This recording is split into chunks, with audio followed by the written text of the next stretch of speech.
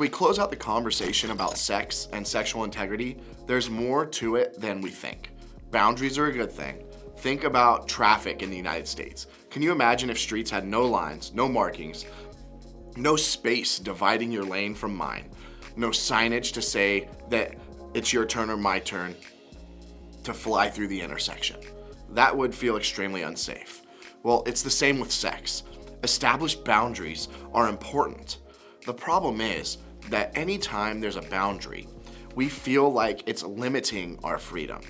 And freedom's a great thing, and it's a thing that we want more of. We like having space and freedom. We don't like being told what we can't do. But on the flip side, none of us like the way it feels if our boundaries are crossed or pressured, right? So while we don't like being told what to do, we also don't like the way it feels when lines are crossed or pushed in our own lives. But what if limits and boundaries were never meant to be a bad thing? And what if they actually freed us up to make empowered decisions for ourselves? What kind of world would this be? What would that look like? Well, we're going to bring this series full circle by going back to the garden. And what I mean by going back is by going back to the beginning, when God created all of this and set it in motion. But before we do that, I want us to quickly look at another passage that we've talked about in this series. Flee from sexual immorality. All other sin a person commits are outside of the body, but whoever sins sexually sins against their own body.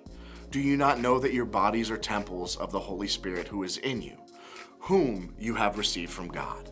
You are not your own. You are bought at a price. Therefore, honor God with your bodies. See, here's the thing. We are sexual beings. That means it's okay to have sexual desire, be physically attracted to somebody else, and to be curious about sex. Sex is powerful, and it's good. Paul is telling us that when we're about to cross that boundary line, we should go the other way. But what is a boundary? Think of boundaries this way. A boundary keeps something out, or it keeps something in. It doesn't have gaps or loopholes, and it can be seen from far away. Some of you may be thinking, of course, this is when you tell us all the things you can or can't do. You're going to tell us how sex is bad and how we shouldn't do it. If you feel that way, I get it. That's probably exactly how, as a matter of fact, that is exactly how I felt in high school. Even the conversations about sex felt shameful. When you go back to the garden where God created Adam and Eve, we read this. Adam and his wife were both naked, and they felt no shame. Why is this verse even included in the Bible? So we can see God's intention for people to be free, for Adam and Eve to be intimate with each other and feel no shame, for them to be completely known without feeling dirty or bad about it. Now you may be thinking, that sounds good to me. Sign me up for that. They were free, which means they had no boundaries. No, I said they had no shame. They still had boundaries. In fact, if you move forward a chapter, you read this verse. Check out what Adam said back to God. He answered, I heard you in the garden, and I was afraid because I was naked, so I hid. Wait, what happened? First they were naked and felt no shame. Now they're hiding because they're scared and naked. What happened between these two verses is that Adam and Eve crossed the boundary that God had set up for them. Once that boundary was gone, that's when they felt fearful and ashamed. Adam and Eve saw boundaries from the beginning. There was a boundary separating the sky from the earth, the light from the dark, and sea from the land. Humans were placed within the garden. That was their boundary. There was a certain tree that they couldn't eat from. Again, a boundary. There was a place for everything, and every boundary that God created was for Adam and Eve's good. Boundaries are good, and boundaries are powerful. We see this all around us. It's the same in our sexual lives.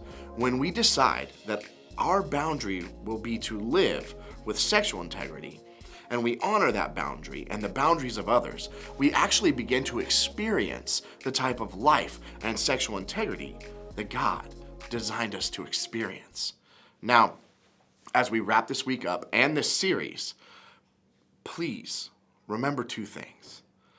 These are two habits for you to put into practice because they will be good for you. The first is honor your boundaries. Practice saying no. Decide how you want to be treated. Second, say something. Honor their boundaries. Ask yourself, am I doing what's best for the other person despite what I want from them? Understand that consent, that permission, is the first step towards respect. And accept the no when they tell you no. From the beginning, God's intention for sex wasn't for it to feel shameful. God wanted it to be good. And part of what made it good was the boundaries. What if we actually experienced more of what God intended by practicing these boundaries in our own lives? What would happen? What would our world look like? How would those boundaries affect us and our friends?